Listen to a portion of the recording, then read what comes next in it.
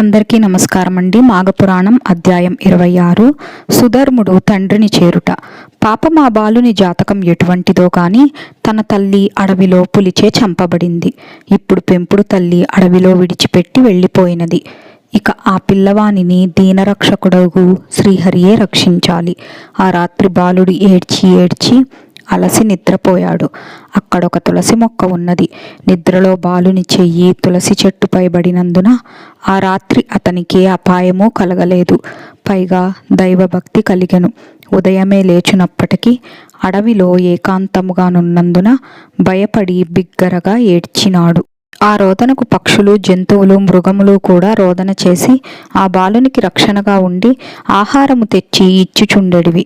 ఆ బాలుడు అడవి జంతువులచే పెంచబడుతూ దినదినాభివృద్ధి చెందుతూ ఏ తులసి చెట్టు వద్ద పడి ఉండెనో ఆ మొక్కకు ప్రతి నిత్యము పూజలు చేయుచు కాలము గడుపుచుండెను. అలా పెరుగుతూ 12 ఏండ్ల ప్రాయం గలవాడయ్యెను.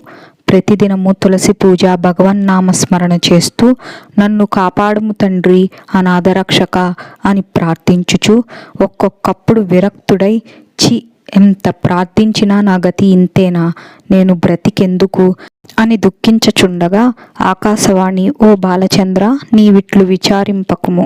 ఈ సమీపముననే ఒక కోనేరు ఉన్నది. మాఘమాసం ప్రవేశించినది. అందుచే నీవా సరస్సులో స్నానం చేసిన ఎడల శ్రీమన్నారాయణుడు నీకు ప్రత్యక్షమగును అని పలికిన మాటలు ఆకాశము నుండి వినిపించినవి. వెంటనే ఆ రాజకుమారుడు సరోవరమునకు వెళ్ళి మాఘమాస స్నానం చేసి శ్రీహరిని స్తుతించెను.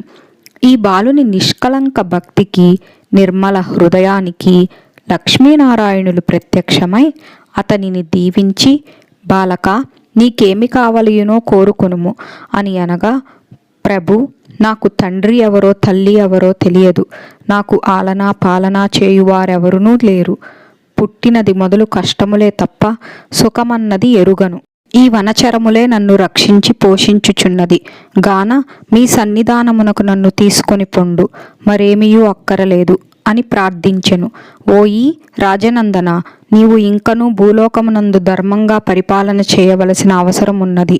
నీ తండ్రి అగు సులక్షణుడు వృద్ధుడై నీ గురించి, నీ కన్న తల్లిని గురించి బెంగతో ఉన్నాడు గాన నీవు నీ తండ్రి వద్దకు పోయి రమ్ము అని చెప్పి ఆ కొలను సమీపమున తపస్సు చేసుకొనుచున్న ఒక మునీశ్వరుని తోడు ఇచ్చి సులక్షుని వద్దకు పంపెను.